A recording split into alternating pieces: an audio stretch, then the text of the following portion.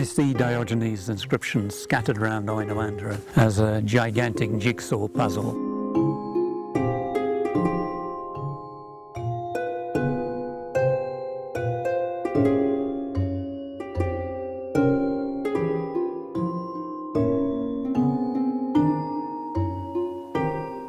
Burası yani bizim için çok değerli.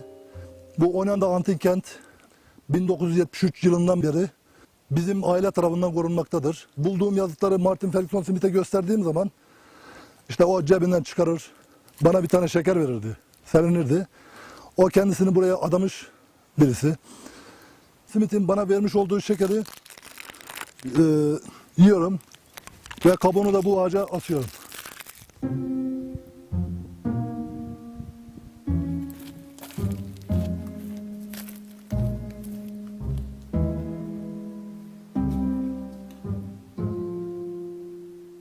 Enoanda çok yüksek bir yer. Biz yaklaşık 1400 metrede yükseklikte yiyoruz. Enoanda Likya bölgesinde kuzey kenarda kalıyor.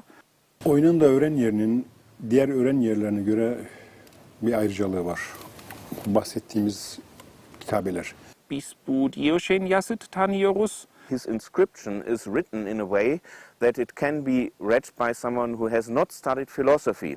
O çok ilginç bir şey çünkü antik dünyanın en büyük yazıt tahmin edebiliriz. Martin Smith esteems that it was large between 65 and 80 meters. Onun yükseklik yaklaşık 3 metre 60 santim tahmin edebiliriz. If Diogenes had lived today, he would undoubtedly have used the internet to propagate his message, and it would have been a lot easier and cheaper than doing it the way he chose to do it.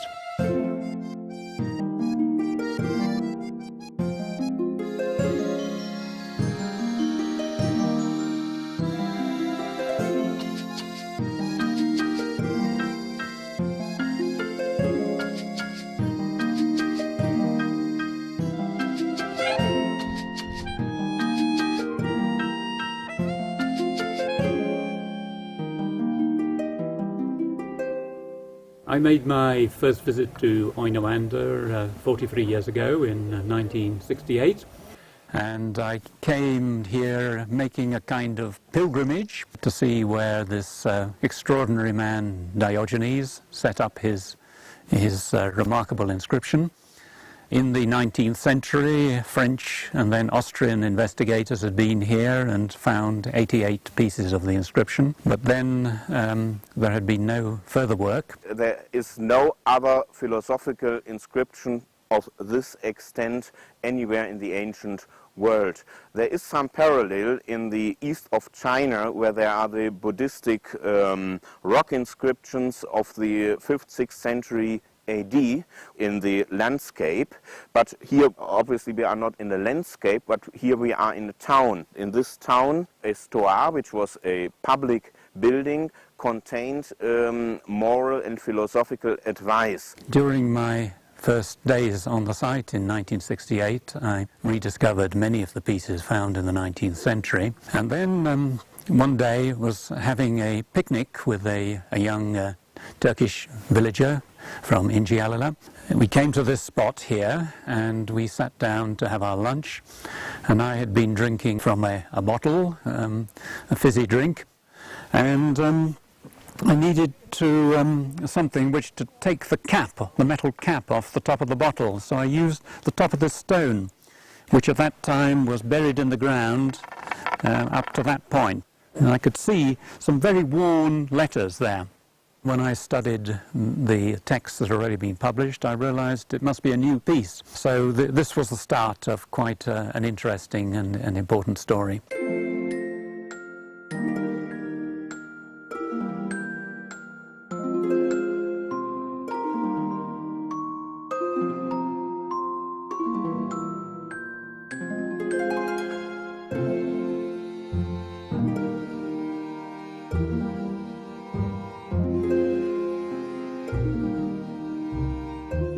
Daha önce bir Diyojen tanımıştım. Hani Büyük İskender'e gölge etme başka ihsan istemem diye rest çeken. O Enoanda'da başka bir Diyojen'le daha tanışmış oldum. Derdini koskoca bir duvara döken. Her iki Diyojen'i de pek sevdim ben.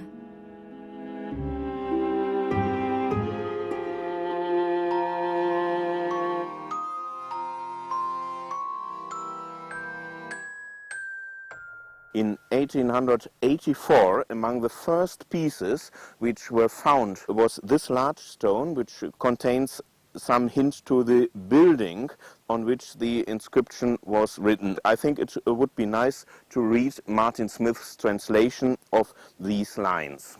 Having already reached the sunset of my life, being almost on the verge of departure from the world on account of old age, I wanted, before being overtaken to death, to compose a fine anthem to celebrate the fullness of pleasure, and so to help now those who are well constituted.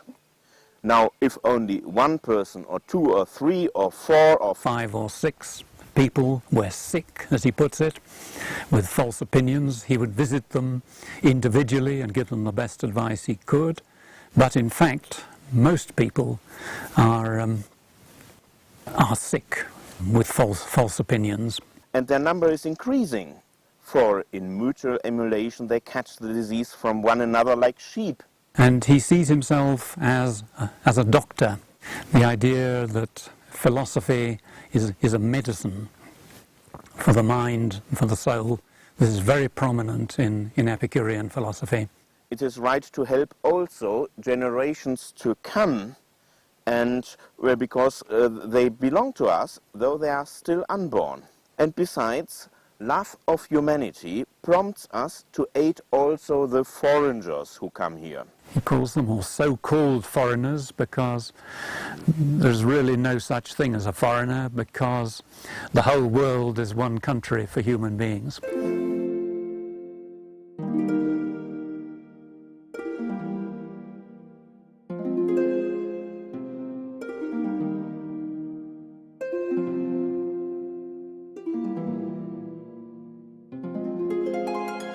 Bu bir ardıç ağacı.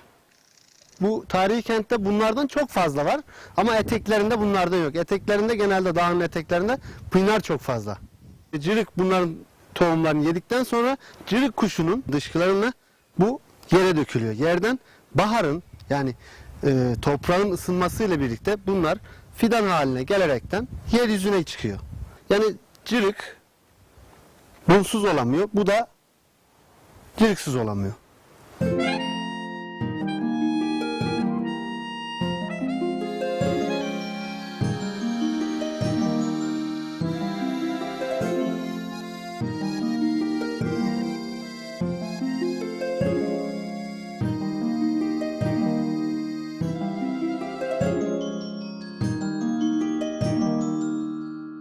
The inscription itself consisted in 7 stone layers, and this part here belongs to the lowest layer.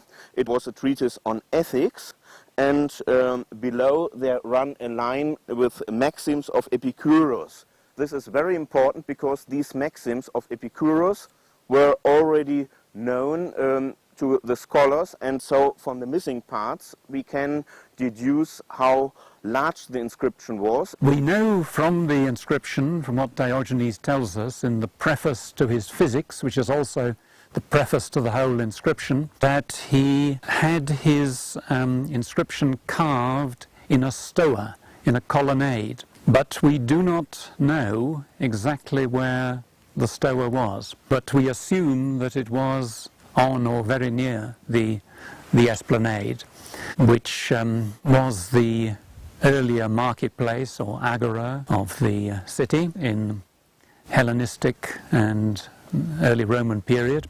Above there was another layer about 40 centimeters high, which contained a writing on physics. Epicurean physics is an atomistic physics. That's very important because the model of physics in our days is still an atomistic model. Then, as a third layer, there were letters of Diogenes and maxims written by Diogenes himself on single stones. There was a fourth layer which also contained letters partially by Diogenes, partially attributed to Epicurus, and other 3 layers contained one single writing on old age. Diogenes' inscription is an important part of the evidence for Epicureanism flourishing in the 2nd century AD.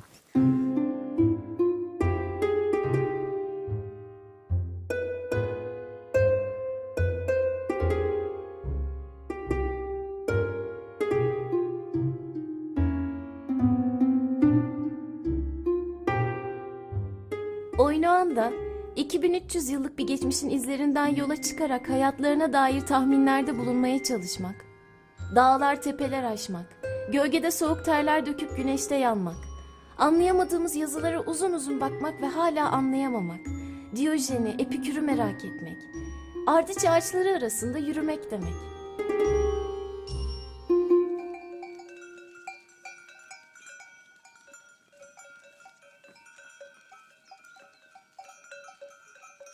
The text here is part of an argument in Diogenes' physics treatise in which he refutes the theories of dreams propounded by philosophical opponents, specifically the Stoics, his favorite opponents of the Epicureans, who believed that dreams are empty figments of the imagination.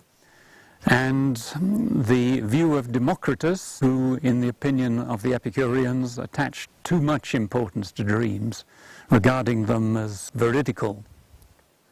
Well, here we see a 10-line column writing, which is presumably a letter of Epicurus to his mother. The situation is a very common situation. The son is studying somewhere abroad, and the mother was obviously concerned about his income and whether he lived well. Epicurus was in Athens and his mother was not in Athens, and she had a dream, and her son appeared in the dream, and she believed this to be a bad sign. And Epicurus explains that dreams are nothing bad and so on. He says that his life is improving from day to day, and so his happiness is now godlike, isotheon.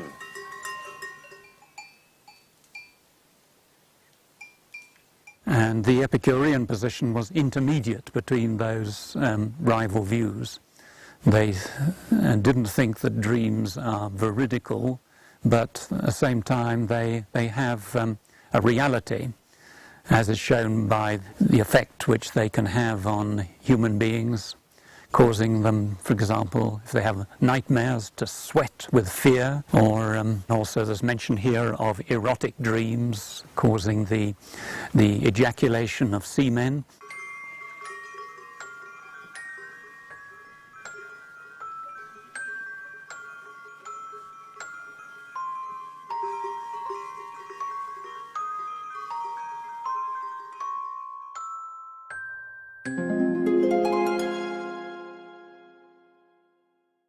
Martin simidi severiz.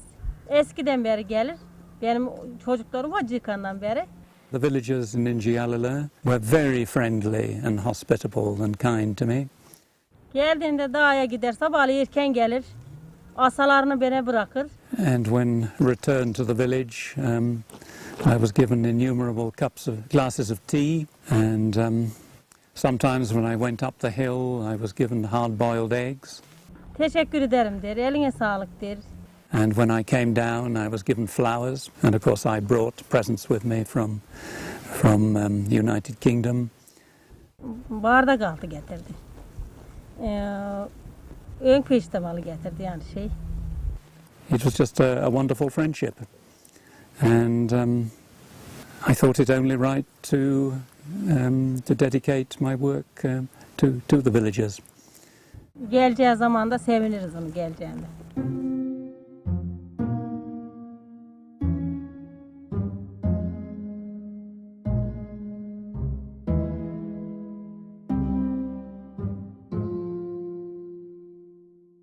Here our location is called Martin's Hill because Martin Smith in the 70s found many Diogenes blocks around here, and one of the most interesting is this one. It tells us the Epicurean concept of gods, and Diogenes criticizes the traditional concepts of gods as we find it in Homer.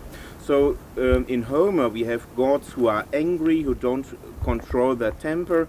You have in the Greek mythology gods who have to serve other people like Hercules, and Nemesis, who is angry, who is imagined by human beings as being angry. Diogenes is arguing principally against the Stoic view that the god or the gods created the world for the benefit of themselves and of human beings, to be a joint city of human beings and gods. And Diogenes throws scorn on this idea and uses various arguments to combat it, pointing out, among other things, to the imperfections of the world.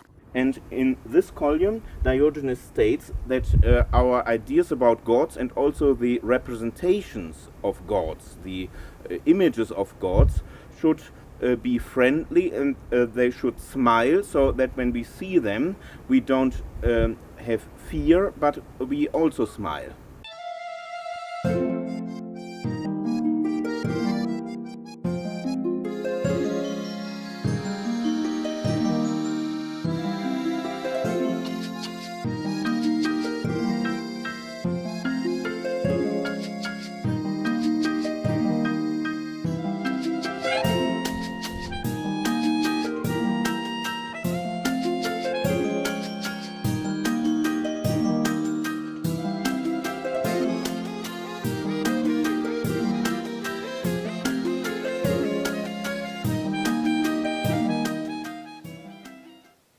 If we speak about someone who enjoys his life, people normally think about those who are drinking and whatsoever. But certainly this is a short pleasure, and the day after is not always equally pleasant.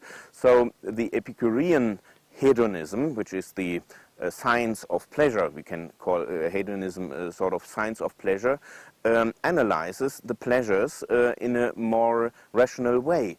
The Epicureans distinguished the pleasures of movement, kinetic pleasures, from the pleasures of rest, the static pleasures, which are more lasting and worthwhile, though not as intense. The Epicurean philosophy believes that the soul after our death is dissolved, so that we don't have any more feelings after our death, and there is no paradise and no afterlife. So it is important that we do things right in our life, because the life is the only criterion for our happiness. There were others in the ancient world who believed that pleasure is the highest good, notably the Cyrenaic school, who followed Aristippus of Cyrene. And they believed in the value of kinetic pleasures. The idea was that you should take as much pleasure as you could. I don't say entirely regardless of the effects, but there was a sharp difference of opinion between the Cyrenaics and the Epicureans. But many critics of Epicureanism in the ancient world didn't understand the Epicurean position properly, and accused the Epicureans of being only concerned with the pleasures of the stomach. That is totally unjust.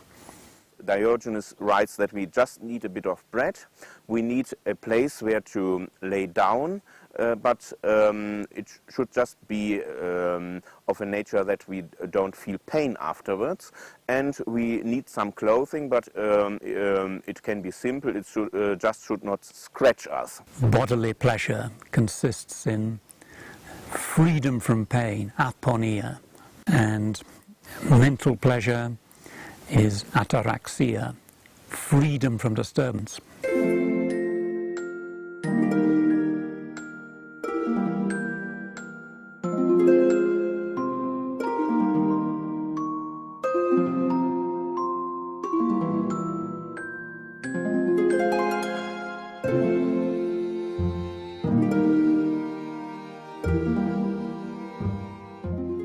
Hakikati isterseniz devasa bir taş kütlesine kazıyın. Sonuçta yine anlayanı çıkmayacak, toprağa karışacak ve yine anlaşılmayı bekleyecektir.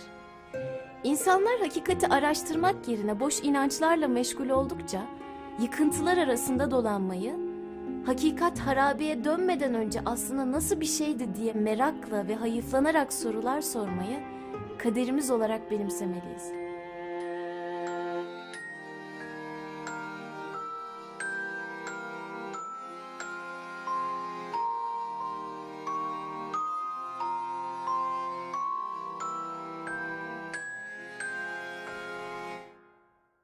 When I was younger, I shared the view that Epicureanism might perhaps become something popular in today's world. I'm more cynical about that now, I think. But it was a philosophy, which was also a way of life, which people embraced over 7 centuries.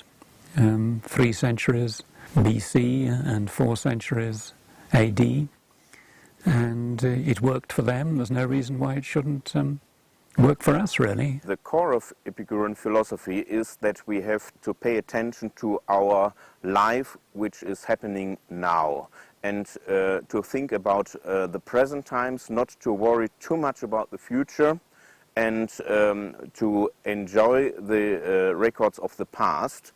Epicureanism was, in the ancient world, a society of friends.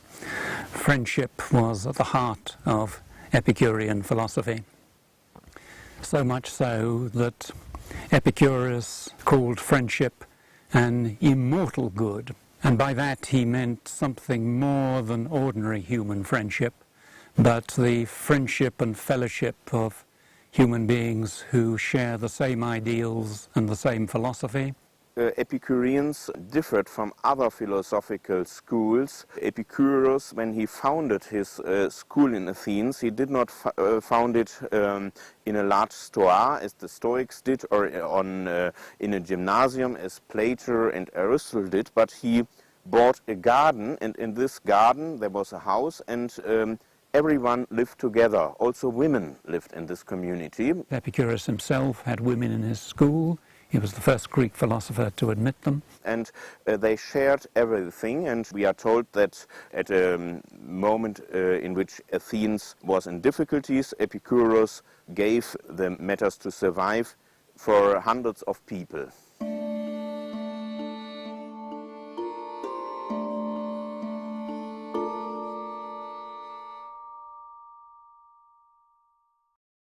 Anadolu'da insanların dileklerinin gerçekleşmesi için ağaçlara bir şeyler bağlamaları bir gelenektir. Ancak bu bir dilek ağacı değil.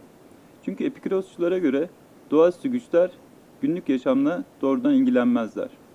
Ancak yine de dileklerimiz ve isteklerimiz bir başka açıdan önemlidir. Epikuros şöyle der: İsteklerimizin bazıları doğadan gelir, bazıları ise boştur.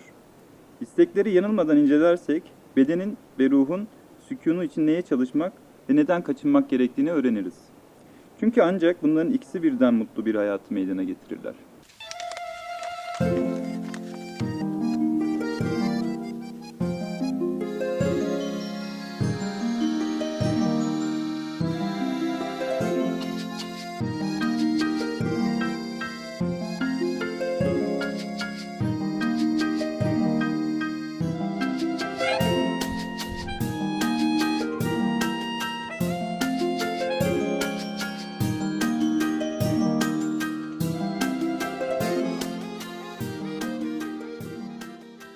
Burada bir kazı evinin, eğer bu olamayacaksa, bu eserlerin muhafaza edileceği güvenli bir mekanın oluşturulması gerekiyordu.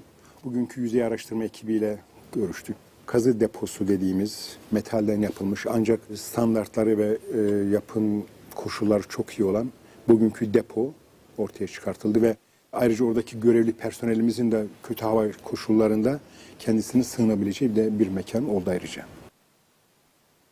The only scientific excavation to have been held at Enoanda was in 1997. We excavated at 3 points on the esplanade.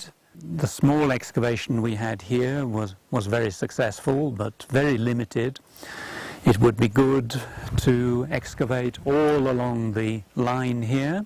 Mimarlık, yazıt arasındaki ilişkileri biraz daha aydınlatmak istiyorum. Gerçi doğal yapısı itibariyle orada kazı yapmak çok kolay bir şey değil. Yani ekonomik açıdan, ulaşım açısından. Ama bir kazı yapıldığı zaman zannediyorum ki Oynanda öğren yerinin geçmişiyle ilgili tüm unsurların hala orada olduğuna ben inanıyorum. Büyük bir kazı tabii öyle bir öğren yeri tamamen değiştiriyor.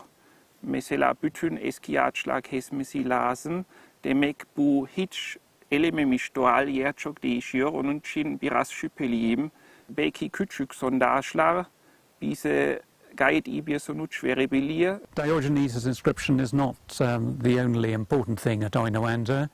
We would like to find out much more about this area, which was very important in the Hellenistic and early Roman period. Biz diyebiliriz epigraf uzmanlar için bu gerçekten bir Eldorado, bir çok zengin bir yer. Bu Diyojen yazıt var, bir Demosthenes yazıt var, ondan sonra üçüncü önemli yazıt var. Lycinia Flavila'nın mausoleum üzerinde yazmış yazıtlar.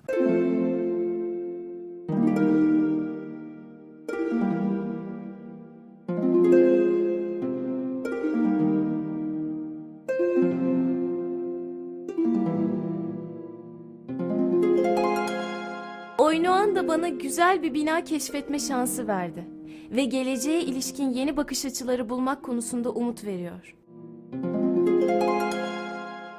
If Diogenes were alive today, he would make exactly the same comments about contemporary society as he made about his own. Most people have false opinions. Look at wealthy people, look at powerful people in the world, politicians, so on. They don't really have happy lives. Diogenes would have given them the same advice as he gave his contemporaries. Limit your desires, live a quiet life, study philosophy, of course, and cultivate friendship.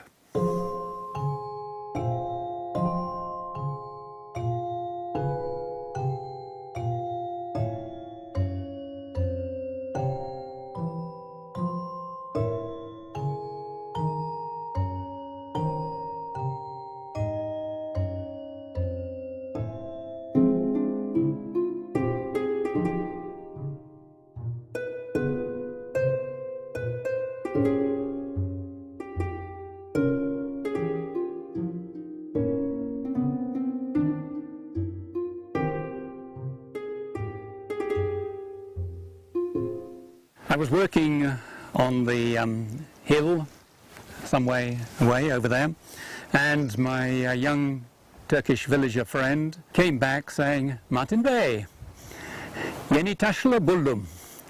And when he brought me down the slope here, I thought it can't be Diogenes, because no Diogenes pieces have been found in this part of the site.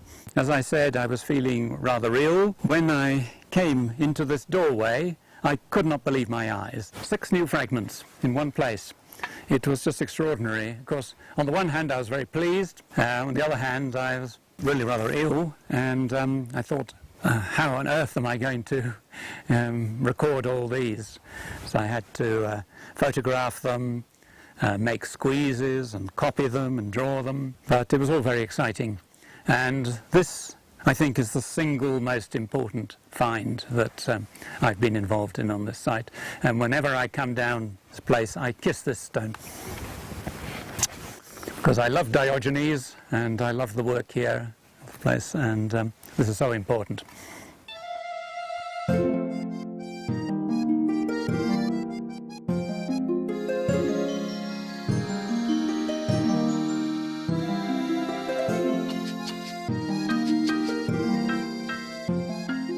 Ağaçtaki kağıtları taşıyan bu kırmızı klasörü bir yapboz gibi görüyorum şimdi. Ve kendimi ardıç ağacındaki şifreleri aktaran bir ardıç kuşu gibi hissediyorum.